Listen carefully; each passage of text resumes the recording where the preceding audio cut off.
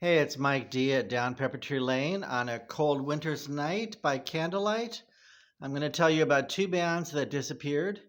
The smaller candle represents Hotel, and the larger candle, Starz, a band that lasted a bit longer and is more well known. Okay, so it's 1979. I'm a young teenager, and that year's a real crossroads in music. There's disco and punk and new wave and pop. Everything is going on that year. It's a wonderful year, an exciting time. I was at a farm in Michigan with a bunch of friends. We liked going to comic book stores and record stores in Lansing. I remember it well. And I walked into one record store and there was a big display in front with Hotel, this really cool record cover, and they had towels and keychains and merchandise. And I bought the record. I'm in. Let's do it. So, Hotel was a group out of Alabama.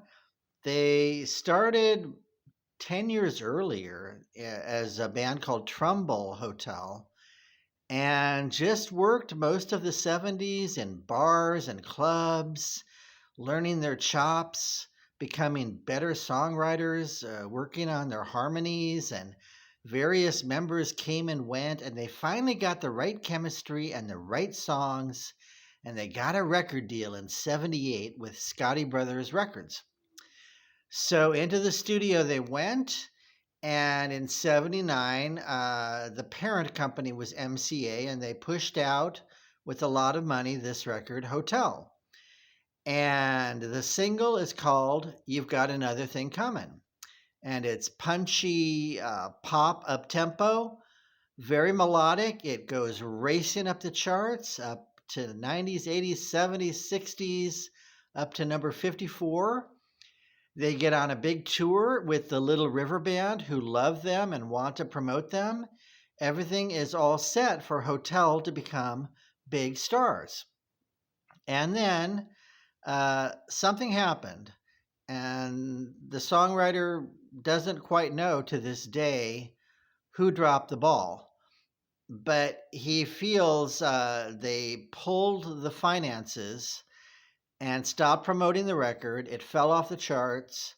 They pulled them off the concert tour with Little River Band, and LRB, there was nothing they could do to save the day. They encouraged them, but they had to replace them and go on with the show. And Hotel was just dropped. And he feels that it may have been a accounting or tax loss for their paperwork and their books. I mean, this may be the ways of the music business. But they were given one more chance in 1980 to make a record called Half Moon Silver. It's a little more rock and roll, but by then the wind has gone out of the sails. Sometimes you only get one big push, and that record did even less business. So I highly recommend you find the album Hotel. There's a record label called Rock Candy Records where you can find it, and they have a lot of requests and demand for this album. I think it's the perfect pop rock record. It's right in there. If you like Pablo Cruz and Firefall and smooth pop rock, this will be right up your alley. Lots of melodies and harmonies, and there were six members in this band, so keyboards mixed with guitars. It even sounds a lot like Play or Baby Come Back. And they were very versatile. I recommend the last song on the record called Your Green Eyes. It's calypso and tropical, like Jimmy Buffett, and they delivered it in a great style. This band was very versatile, excellent musicians. And once again, check out Rock Candy Records. They're not a sponsor. I just want to share my memories and help you find these great treasures on Pepper Tree Lane. So that's the smaller candle. The larger candle is a band called Starz, and the story begins with them in the early 70s. A band called Looking Glass blasted up the charts with Brandy, one of the classic vintage songs of the 70s. It tells a really cool story of this girl working in the bar with the sailors going out to sea. It paints this great picture. And the lead singer had a distinctive voice. Everybody loves Brandy, it's played all the time. But for complicated reasons, he went off to a solo career. He thought he could make it without them, and he did not. And the other two or three backup musicians tried to keep things together. And they brought in a great looking guy named Michael Lee Smith. He had charisma, high cheekbones, big lion's mane of curly brown hair, and he could run around the stage, very athletic and pouty lips. And the only problem is he had some broken teeth, and they never fixed those. And I don't know why. I think that would have helped Starz get on some magazine covers, but he had kind of gnarly broken front teeth. It is what it is. So anyway, Michael Lee Smith sang Brandy. By this point, the Looking Glass was on its last legs. I mean, they were playing county fairs and things like that, and no one cared about anything but the one song. It was really depressing and robotic for them. And one night he even went out in a gorilla mask just for fun, and nobody even hardly noticed. He was wearing a gorilla mask singing the songs of Looking Glass. So that band folded, it just disappeared. And by the way, I learned about Starz from a book called They Just Seem a Little Weird by Doug Brode, Brod. I highly recommend this book. It's extremely full of great stories. So Starz gets signed on Casablanca Records. That is the label for Kiss. And they are supposed to be the next big thing, the next big rockers.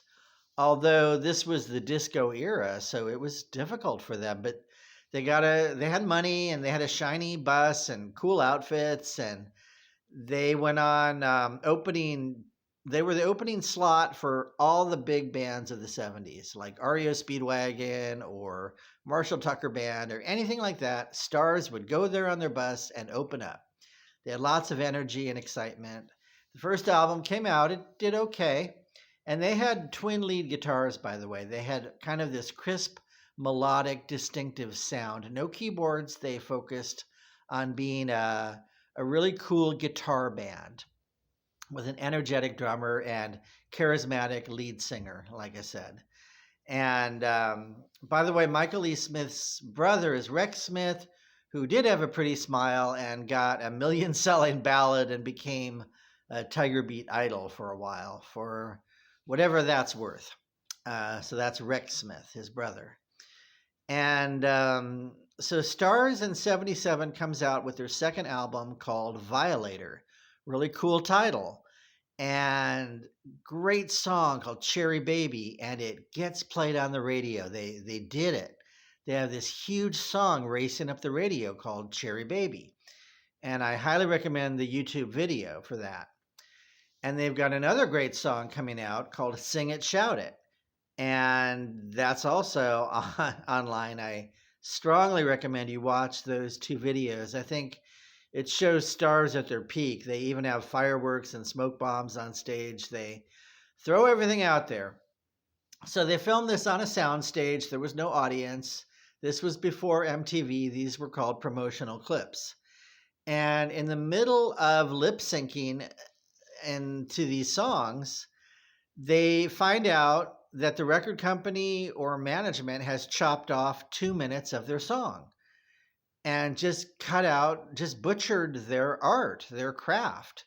And it's a much shorter song. I mean, verses or choruses are cut out, and it's just bare bones. And they are furious. They have a fit, and they stop singing, and there's arguing and yelling and fighting, and the drummer comes out, and he gets kind of violent with Bill Aucoin, the manager for Kiss, and that's just not a good thing to do.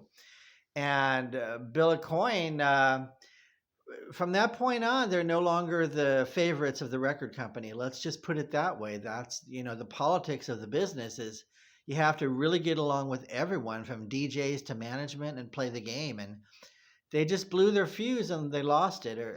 And so anyway, So the single Cherry Baby kind of dies on the charts, and it doesn't make it any higher than 33 in the charts, which is respectable. So then 78 comes along, the third album, which is called Attention Shoppers. They decide to kind of be sarcastic or ironic or something, and they're standing in a shop window, striking poses. And a lot of my friends and I thought the cover was really cheesy and stupid. And you really need the right image and promotion to make a record be cool for teenagers to buy it. And no one really got the joke that they were just trying to get publicity any way they can, I guess. And it was like an inside joke, but nobody really got it, and it hurt the album. They had less money to produce it, so there were less special effects and sound effects and production.